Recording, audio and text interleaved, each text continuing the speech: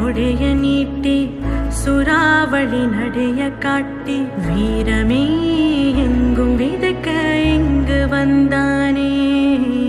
கொஞ்சமே நாங்க சிரிக்க பங்கு தந்தானே.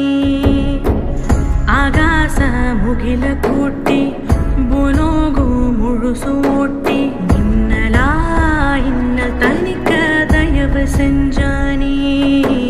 தூரலா மன்ன நடச்ச தரும நெஞ்சானே.